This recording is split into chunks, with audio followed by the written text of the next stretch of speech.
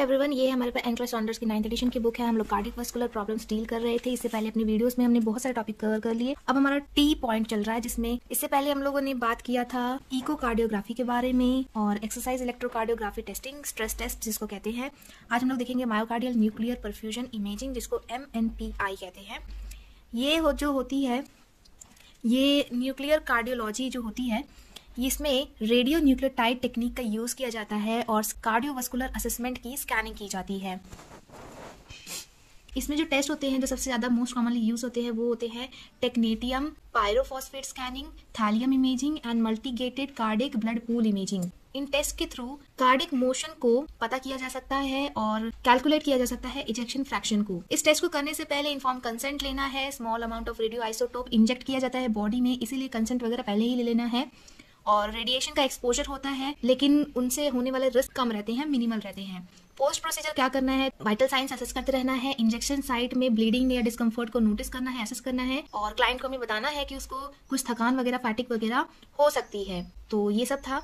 Next जो हमारा you point है वो मैग्नेटिक रेजोनेंस इमेजिंग, जिसको MRI कहते हैं। MRI क्या होता है? MRI non invasive diagnostic test होता है, जिसमें कोई भी कटपिट करने की जरूरत नहीं पड़ती, उसको नॉन इन्वेसिव कहते हैं। उसमें magnetic field, radio waves, atomic nuclei का यूज करके, इन सब का इकट्ठा यूज करके जो हमारे हार्ट है और हार्ट की ग्रेट वेसल्स है, उनका एक इमेज प्रोड्यूस किया जाता है। इससे पता चलता है कि चैम्बर का साइज कैसा है, चैम्बर की थिकनेस कैसी है, मतलब मोटा है, पतला है, कैसा है, उसके वाल्व्स कैसे है या वेंट्रिकुलर फंक्शन कैसे काम कर रहा है, ब्लड फ्लो ग्रेट वेसल से हो रहा है, कोरोनरी आर्टरी से अच्छे से हो रहा है कि नहीं, ये सब MRI से पता चल जाता है। प्री प्रोसीजर क्या क्या करना होता है, तो अगर किसी पेशेंट को पेसमेकर इम्प्लांट है तो वो MRI नहीं करवा सकते, कंट्राइंडिकेटेड होता है।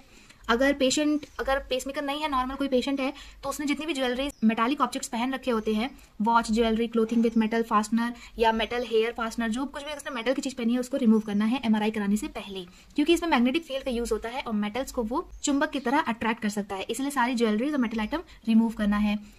पेशेंट को इन्फॉर्म करना है कि उसको क्लॉस्ट्रोफोबिया हो सकता है स्कैनिंग के दौरान, क्योंकि वो छोटे से बंद गोल एरिया में पेशेंट को अंदर भेजते हैं, तो इसीलिए उसको उस जगह से डर लग सकता है।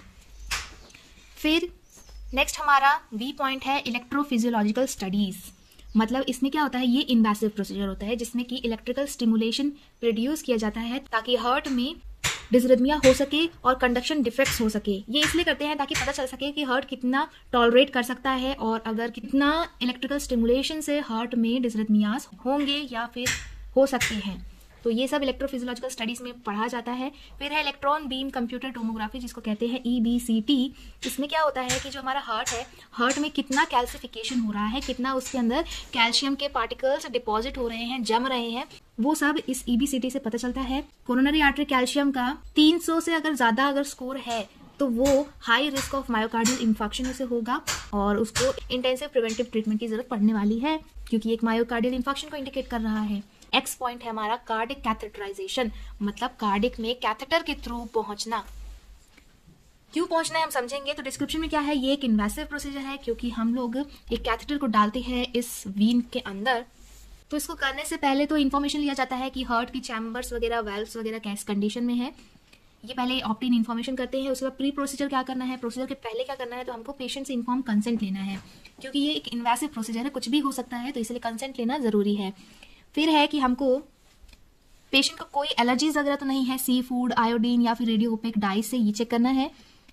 एलर्जीज अगर है तो प्री मेडिकेटेड एंटीहिस्टामाइंस या फिर कॉर्टिकोस्टेरॉइड्स उस पेशेंट को दिया जाता है। कोई भी सॉलिड फूड 6 से 8 घंटों तक पेशेंट को नहीं खाना है और 4 घंटे तक पानी भी नहीं पीना है, कोई भी लिक्विड आइटम, ताकि इस प्रोसीजर के दौरान पेशेंट को वॉमिटिंग या फिर एस्पिरेशन ना हो जाए। इसलिए पेशेंट की हाइट और वेट डॉक्यूमेंट करना है और कितने अमाउंट का डाई यूज किया गया है या फिर यूज होना है, वो सब कुछ डॉक्यूमेंट करना है।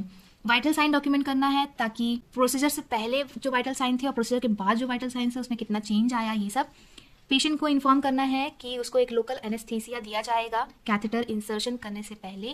कैथेटर डालते टाइम पेशेंट को एक फ्लटरिंग फीलिंग हो सकती है, एक फ्लश्ड और वार्म फीलिंग भी हो सकती है, और डाई जब डाला जाएगा पेशेंट की बॉडी में तो हो सकता है कि पेशेंट को खांसी आने का भी डिजायर हो या फिर खांसने की उसको फीलिंग आए। पाल्पिटेशन में फील हो सकते हैं हार्ट इरिटेबिलिटी के कारण, क्योंकि ये सीधा पाइप, सीधा कैथेटर जाता है हार्ट की राइट एट्रियम में। तो इंसर्जन जो साइड है उसको शेव करना है या फिर हेयर्स को क्लिप कर देना है, पहले ही उस एरिया को एंटीसेप्टिक सॉल्यूशन से क्लीन करना है, क्योंकि ये जो कैथेटर है वो या तो इस एरिया से डाल सकते हैं या फिर यहाँ फीमेरल वीन में डाल सकते हैं। तो इस एरिया में जितने भी हेयर है उसको क्लीन करना है एंटीसेप्टिक सॉल्यूशन से भी। फिर है प्री प्रोसीजर मेडिकेशंस देने हैं, जैसे कि सेडेटिव वगैरह अगर कोई है तो, और आईवी लाइन को इंसर्ट करना है। अगर कोई पेशेंट है जो मेटफॉर्मिन ले रहा है और उसको आयोडीन डाई के यूज से कैथेटराइजेशन करना है, तो ये जो मेटफॉर्मिन है वो 24 घंटे के लिए रोक देनी चाहिए, क्योंकि मेटफॉर्मिन और आयोडीन डाई मिल के इकट्ठा लैक्टिक एसिडोसिस कॉज कर देते हैं, इसीलिए इस मेडिसिन को 24 घंटे के लिए रोक देना है। और ये जो मेडिसिन है उसको नॉट रिज्यूम अंटिल प्रिस्क्राइब है पीएससीपी, जब तक पीएससीपी ना कहे इस मेडिसिन को लेने के लिए तब तक ये नहीं लेना। और ज़्यादा से ज़्यादा 48 आवर तक ये मेडिसिन रोकी जाती है, या फिर जब रीनल फंक्शन स्टडीज़ हो जाती है, डन हो जाती है, उसके रिजल्ट्स वगैरह आ जाते हैं, तब पीएससीपी इसको लेने की एडवाइस कर सकता है। पोस्ट प्रोसीजर क्या करना है, तो शुरुआत के 2 घंटे में हर 30-30 मिनट में पेशेंट के वाइटल साइन कार्डियक रिदम को मॉनिटर करना है। कोई भी डिसरिथमिया वगैरह है तो उसको मॉनिटर करना है। चेस्ट पेन अगर है तो पीएससीपी को नोटिफाई करो। पेरिफेरल पल्सेस है कि नहीं, कलर कैसा है पेरिफेरी का, वार्मथ है, सेंसेशन ऑफ एक्सट्रीमिटी हो रही है कि नहीं, उसके पैरों में फीलिंग वगैरह सेंसेशन है या नहीं। इंसर्शन साइट को भी चेक करना है हर 30 मिनट में 2 घंटे के लिए। और अगर उसको पैरों में नंबनेस या टिंगलिंग वगैरह लग रहा है तो पीएससीपी को इन्फॉर्म करना है, क्योंकि अगर ऐसा हुआ, नंबनेस या टिंगलिंग वगैरह हुआ, तो हो सकता है आर्टरीज में क्लॉट फॉर्मेशन हो गया हो, कि एक इमरजेंसी हो जाएगी, क्योंकि हम एक कैथेटर बाहर से इंसर्ट कर रहे हैं तो हमारा बॉडी मैकेनिज्म क्लॉट फॉर्मेशन करने लगता है उसको बाहर निकालने के लिए, इसलिए ये भी चेक करना बहुत ज़रूरी है। और अगर कोई ब्लीडिंग वगैरह तो नहीं हो रही है, अगर ब्लीडिंग हो रही है तो हमको मैनुअल प्रेशर इमीडिएटली अप्लाई करना है, जहाँ कहीं भी ब्लीडिंग हो रही है हमको तुरंत उसको कंप्रेस करना है। फिर कोई हेमाटोमा वगैरह का फॉर्मेशन तो नहीं हो गया, ये भी देखना है। अगर पीएससीपी ने एक वस्कुलर क्लोजर डिवाइस वहाँ पे लगा दिया है ब्लीडिंग साइड पर, तो फिर प्रोलॉन्ग कंप्रेशन करने की जरूरत नहीं है। पेशेंट 1 से 2 घंटे में बेड से उठ के चल फिर सकता है। अगर कोई भी वस्कुलर डिवाइस नहीं इंसर्टेड है तो जो उसकी एक्सट्रीमिटीज़ है उसको ऊपर करके रखना है 4 से 6 घंटे तक।